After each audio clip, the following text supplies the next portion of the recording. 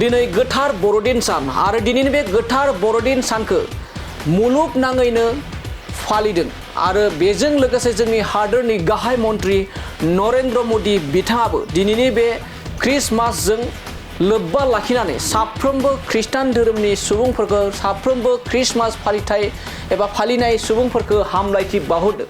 नाथाय बेनि गेजेरावनो जोंनि रायजोनि माखासे सुबुंफ्रा बेनि हेंथा खालामनानै जिसु ख्रिस्ट' फालिनायफोरखौ हेंथा खालामनानै बे समाव माखासे दुथां खामानि मावनायखौ बे समाव नुनो मोननाय जादों। बेनो जाहैबाय क्रिसमास फालिनायनि मुवा बेसादफोरखौ गारना होदों, सावना होदों आरो क्रिसमास फालिनो मोना होननानै बाथ्रा एबा अजद दैखांदों आरो दाबि दैखांदों।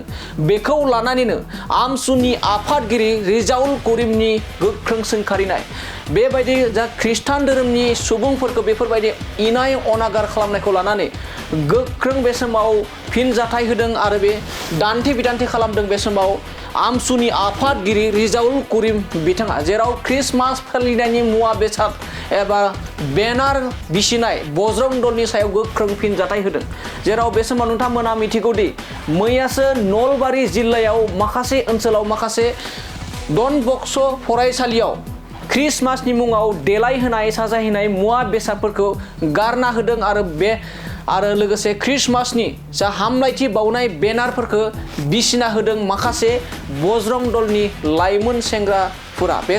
बेफोरबायदि बजरं दलनि इनाय खामानि मावनायखौ लानानै आमसुनि आफादगिरि रिजाउल करिम बिथाङा बे समाव गोख्रों फिनजाथाय होदों जे जोंनि हादोराव आरो दिनैनि समाव भारत हादरनि गाहाय मन्त्रि नरेन्द्र मदि बिथाङानो जुदि दिनैनि सानखौ लानानै हामलायथि बावदोंब्ला जोंनि आसाम रायजोआव बेफोरबायदि मानो मुगैजाथाव धोरोमखौ लानानै मानो राजखान्थि खालामदों होननानै बे समाव सोंथि खालामदों आमसुनि आफादगिरि रिजाउल करिम बिथाङा अजद दैखांदों बेफोर गासैबो बिजेपि राजखान्थि दोलोनि खैसार दं होनना बुंदों। जेराव क्रिसमास फालिनायखौ लानानै बेफोरबायदि इनाय मुगैजाथाव खामानि मावदों होननानै गोख्रों अजद दैखांदों रिजाउल करिम बिथाङा। दानिया फैदो बिदिब्ला आमसुनि आफादगिरि रिजाउल करिम बिथाङा जे नलबारि जिल्लायाव क्रिसमास फालिनायनि हेंथायै खामानि मावनायखौ लानानै माबायदि गोख्रों फिनजाथाय होदों जों बिथांनिफ्राय आबुङै खोनासंदोना लादोनि। সমগ্ৰ অসমবাসীৰ লগতে সংখ্যালঘু খ্ৰীষ্টান ধৰ্মী ভাইসকললৈ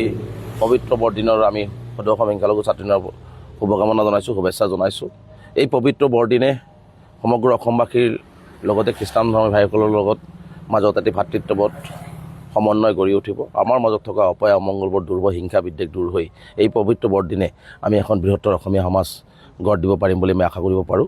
গতিকে সমগ্ৰ অসমবাসী ৰাইজৰ লগতে খ্ৰীষ্টান ধৰ্মীসমূহ ভাইসকললৈ আমি পুনৰবাৰ বৰদিনৰ শুভকামনা জনাইছোঁ, শুভেচ্ছা জনাইছোঁ আৰু আশা কৰিছোঁ এই পবিত্ৰ বৰদিনে অসমলৈ শান্তি আনক, ভাতৃত্ববোধ আনক, সমন্বয় আনক, সম্প্ৰীতি আনক।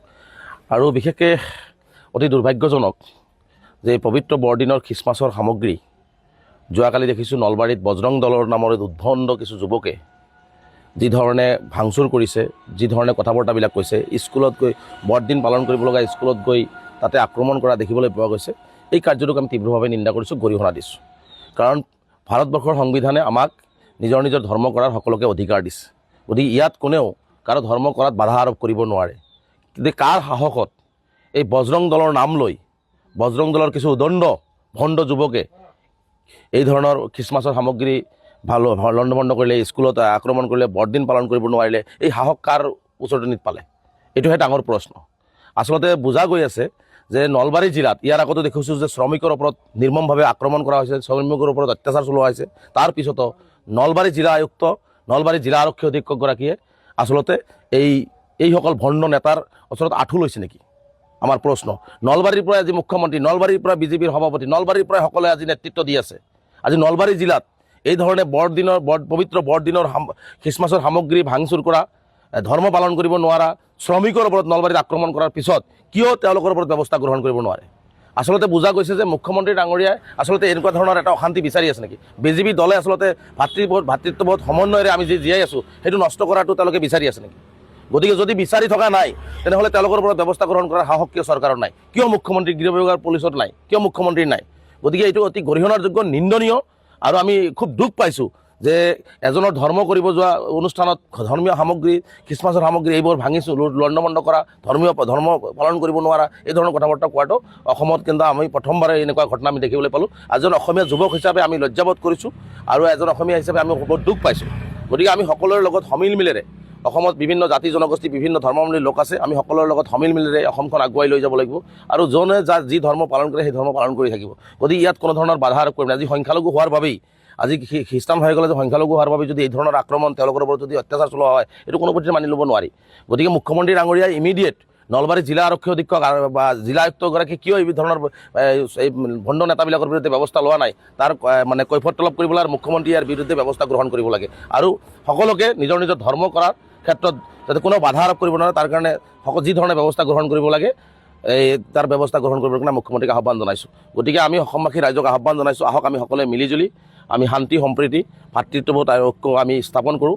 আমি ইয়াত শংকৰদেৱ আজান ফকীৰ গুৰুজনা মাধৱদেৱ গুৰুজনা এইখন বৰ অসম। গতিকে এইখন অসমত আমি এনেকুৱা ধৰণৰ হিংসা বিদ্বেষ মানে এজনে আনজনক ঘৃণা কৰা ধৰ্মক ঘৃণা কৰা এই ধৰণৰ পৰিৱেশৰ পৰা মানে ওলাই আহি আৰু যিসকলে এই ধৰণৰ কামবিলাক কৰিছে তাৰ বিৰুদ্ধে আমি প্ৰতিবাদ সাব্যস্ত কৰোঁ।